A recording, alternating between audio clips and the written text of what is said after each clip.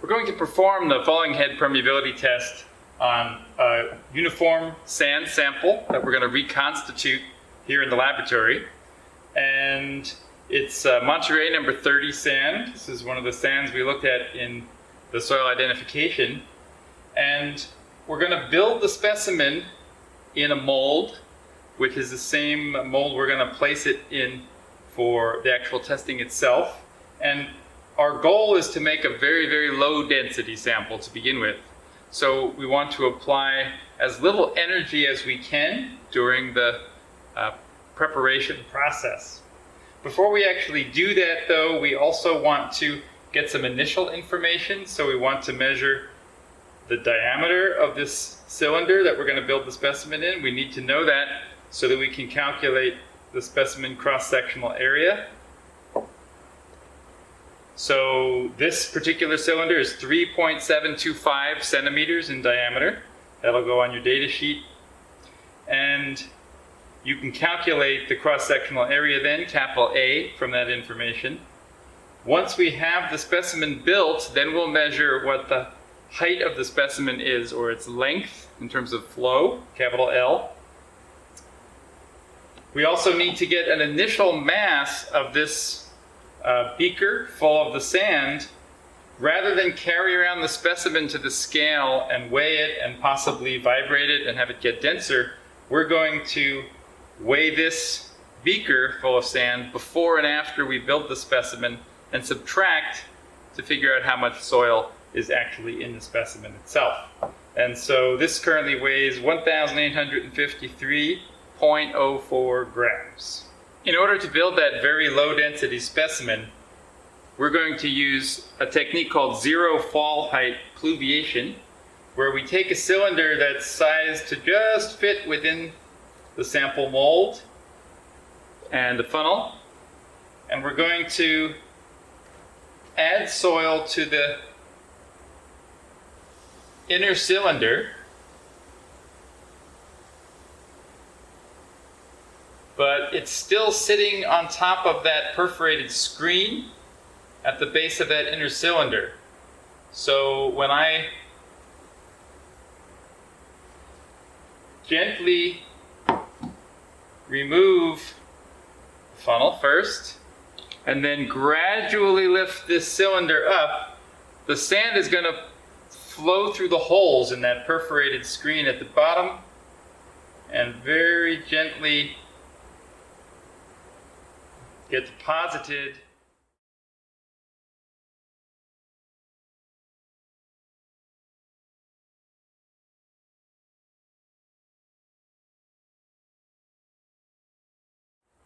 This sample is looking a little bit low,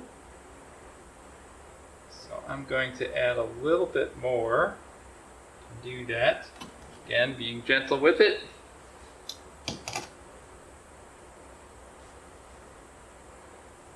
Just a little bit more so we have a longer flow path.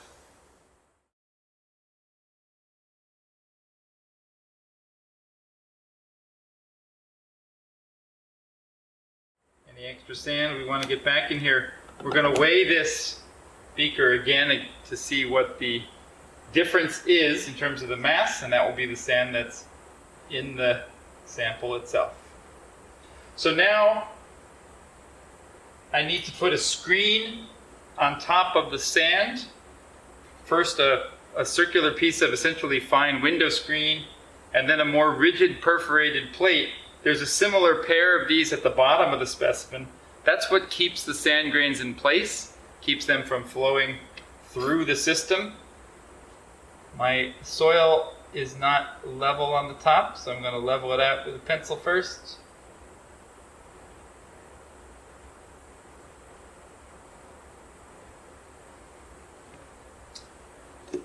Apply the screen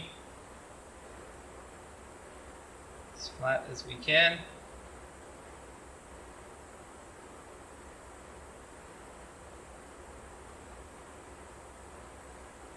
And then the rigid plate on top of that. And then there's one more element we want to hold the sand in place with some stress, some confining stress, because the sand won't compress under a static load. It's just going to tend to compress under vibration. So we're going to add a spring on the top of the whole system that's going to act to compress the soil and keep the grains pushed together so that the water flowing through it doesn't densify the soil as well. So we could measure the height of the specimen now, but it's quite likely it will densify a little bit as we put it into the device. So we may as well just wait, and we'll measure the height and therefore be able to calculate the volume once we're ready to run a test. So I'll go weigh this, and we'll be set to set up the sample in the device. Since we built the sample right in front of the testing device, we don't have a lot of transport to do, so we can place it into the device here. We want to be careful not to shake it. We're going to compress that spring to get the base up inside.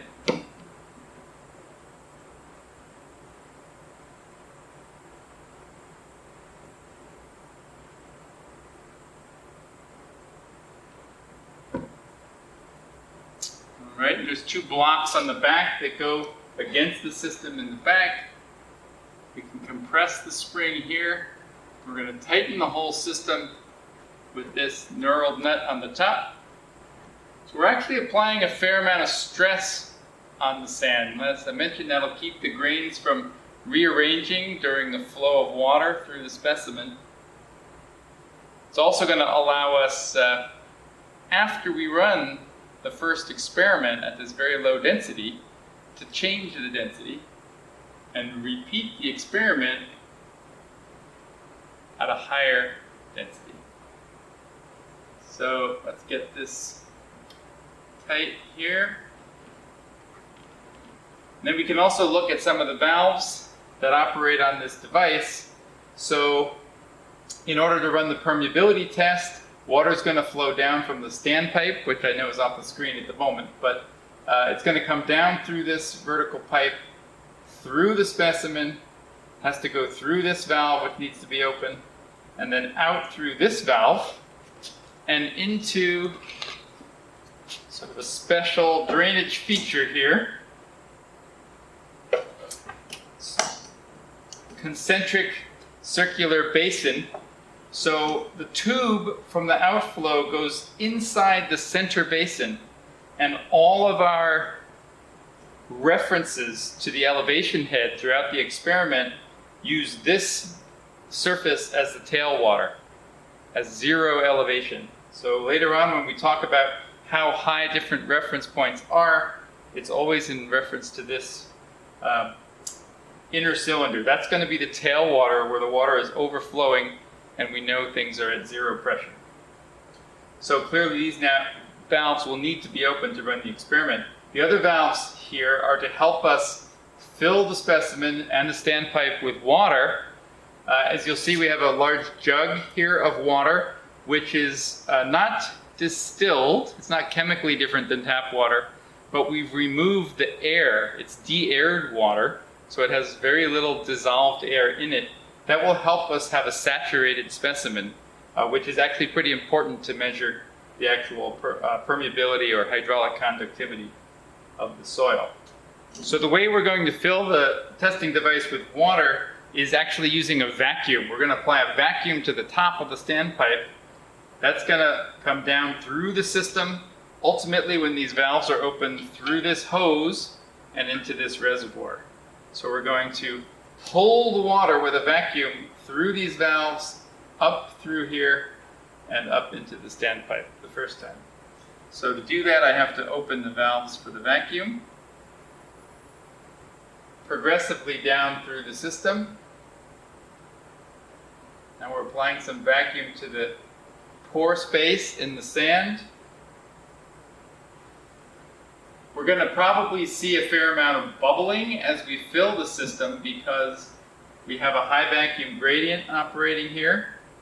But once we release that vacuum, we'll have a essentially saturated sand. So the vacuum is now being applied through the system.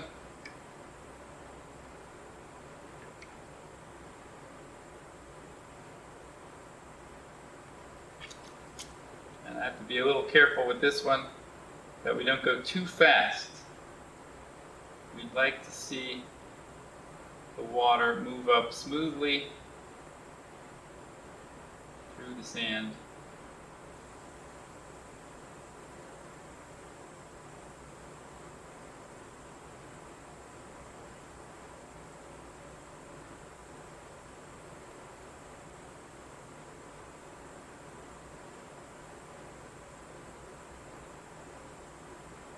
See the wetting front moving up gradually here.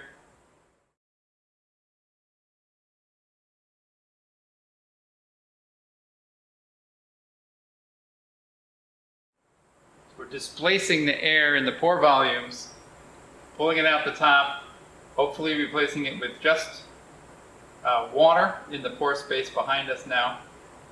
And then once we get the wetting front all the way up through the top of the device, we'll switch over and apply the vacuum through the bypass system because that's faster and less disruptive to the sample.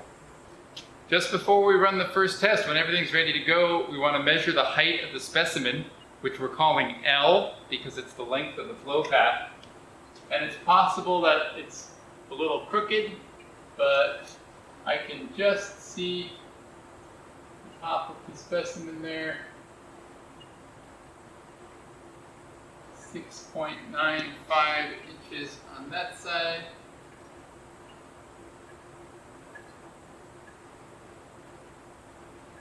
And it's actually quite straight, so 6.9. So let's put that into centimeters. By 2.54, and our current height for this first test is 17.6 centimeters. So now that we have the standpipe full of water up above the top yellow tape there, and the vacuum is off, so we have atmospheric pressure on the top of that column, we're pretty much ready to run the first test. And so we have to make sure the bypass valves are closed. We don't want to measure flow through there. We have the flow flowing through this valve.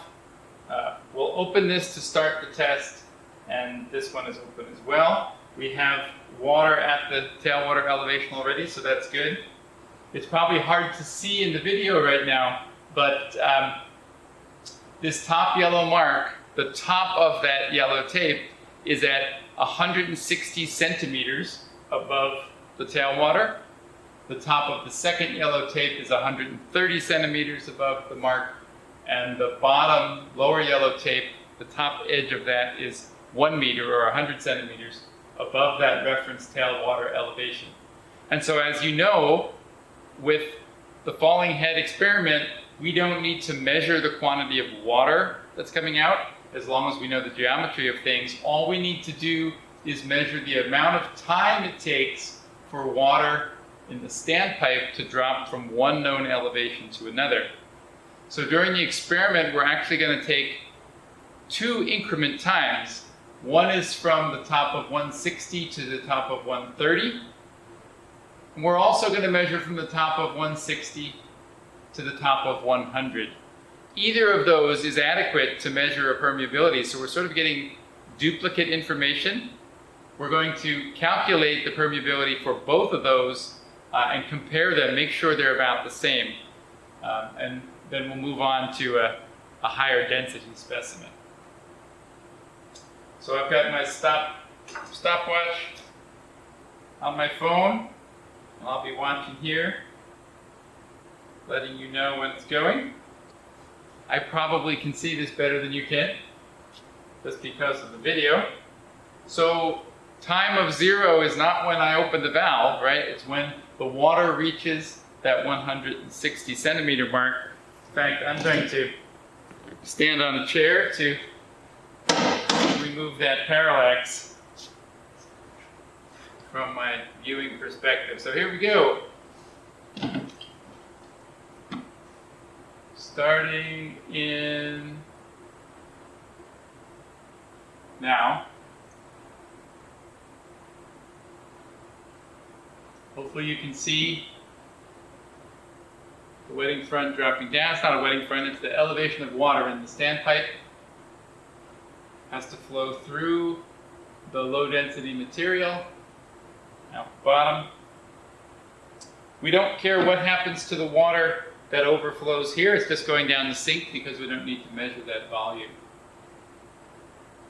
We're about 2/3 of the way now down to the first mark, or the first time interval.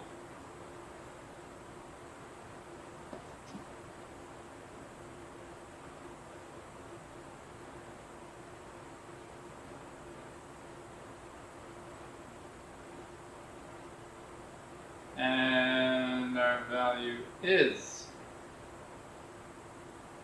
52.92. I'm sure I couldn't read it that precisely, so we'll call it 52.9 seconds. That's the travel time from Z0 to Z1.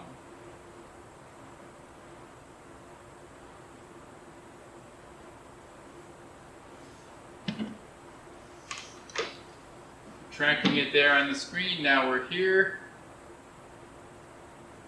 Seems like it's moving slower and slower.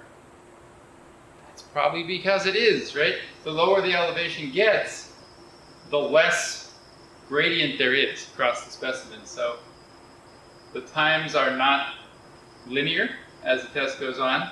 Everything is decelerating as those gradients get smaller. Here we come to the final reading.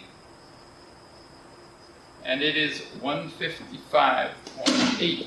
So I'm going to stop things right there. I've refilled the standpipe using the bypass system and then shut that down and reopened the sample so it's feeling that column of water pressure. Before we run the second test though, we want to change the density of the material. Rather than take the specimen out, starting all over again with a dry system and building it more dense, we're going to densify the specimen as it is there with a little vibration. So as you remember, there's a compressed spring up here pushing on the soil. So if we apply a little vibration around the surface, what we're going to see is that spring is going to be able to push the soil surface down.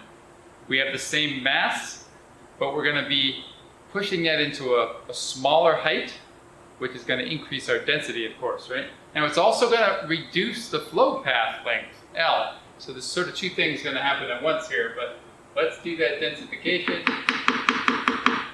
I'm sure it's very hard to see from where you are, but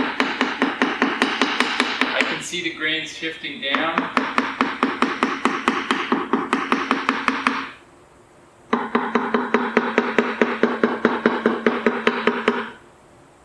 So we'll stop there. We'll run a second test. So we've pushed the sand grains closer together. That's going to reduce the effective pore size. And so even though the flow path is shorter, we would expect to see the hydraulic conductivity decrease. So let's see if that's true. Before we do, we want to get the lengths. The new height of the specimen is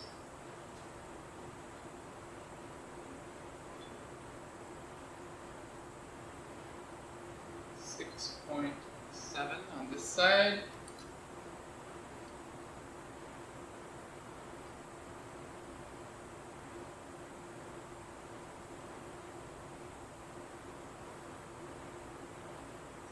.75 on this side.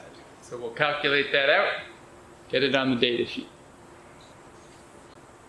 So our specimen now is 17.1 centimeters tall. It's dropped a ½ centimeter from the first test, and that probably doesn't sound like a lot, but sand specimens, uniform sand specimens, can't occupy an enormous range of densities, so that's probably a pretty significant amount of densification. So let's start the next test. We're going to reset. We'll keep an eye on the top of the top mark. And 1, 2, 3, here we go. Start.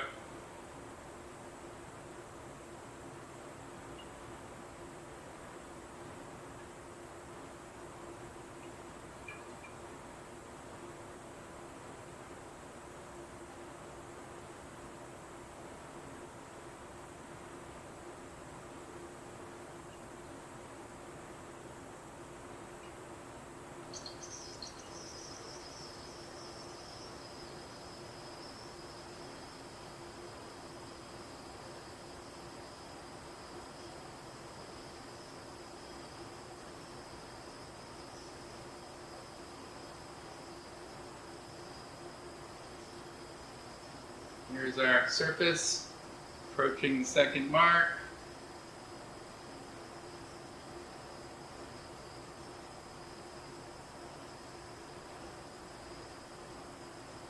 There we are. 59 seconds. A little bit longer than last time.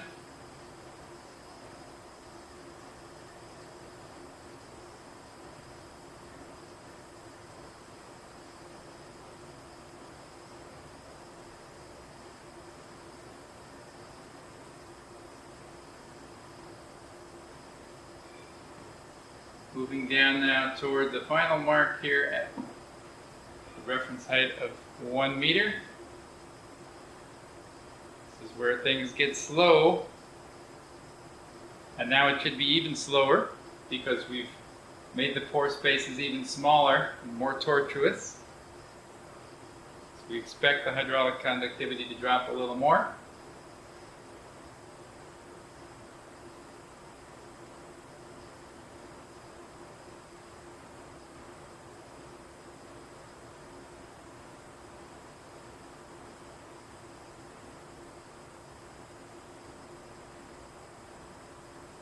And there we are, 2 minutes and 7.8 seconds. Between a second and third test, we'll densify it again, measure a final height for the third and final test.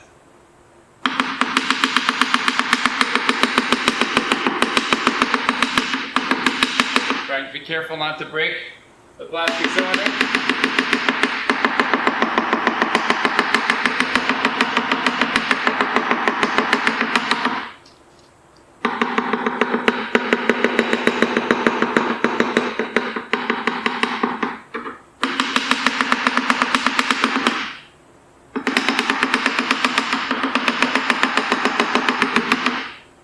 Okay, so maybe you can see now, we started out above the black line, or about at the black line here.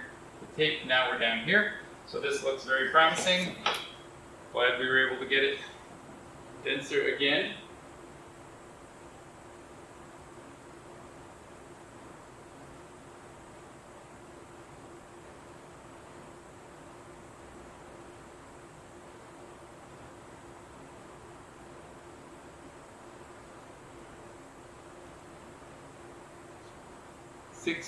.40.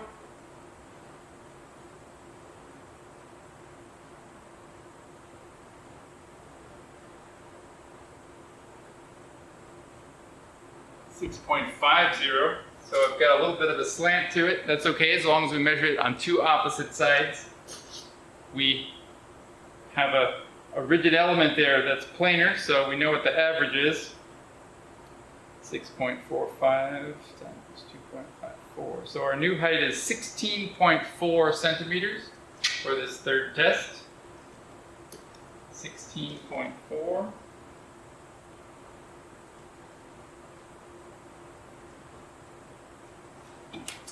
And the standpipe is refilled.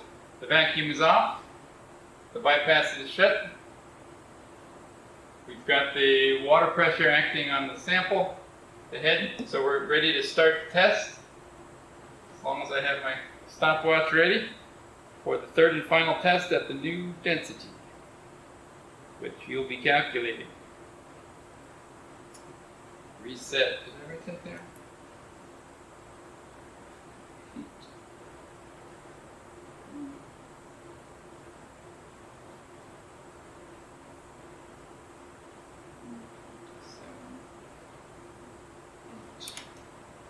Here we go. Good.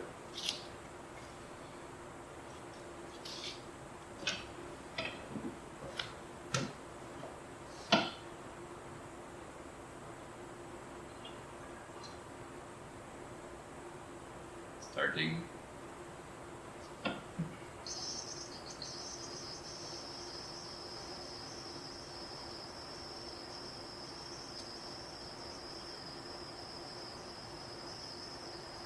Seems noticeably slower. We'll see.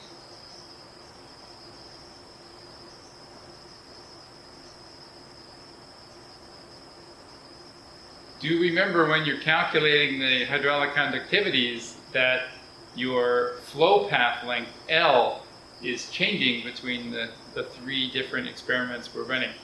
The values of Z0, Z1, and Z2 are staying the same, right? 160, 130, and 100. And the cross-sectional area of the standpipe, 25.7 square centimeters, that's constant. Cross-sectional area of your sample, that's constant, based on the diameter we got. But L is changing, and of course so are the times. The mass is not changing, right? A minute 5.7, so 65.7, considerably slower.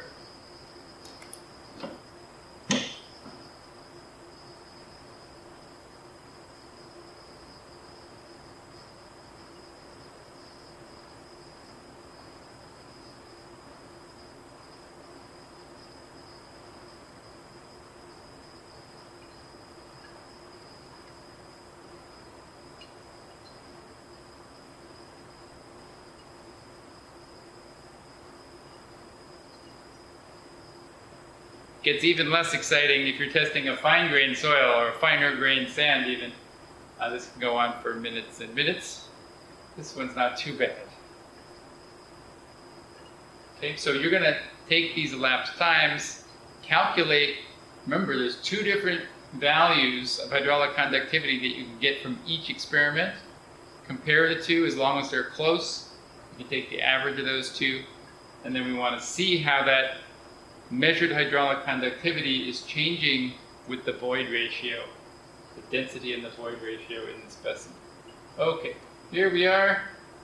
Stop time, 2 minutes and 46.1. So that's it for falling head permeability experiment.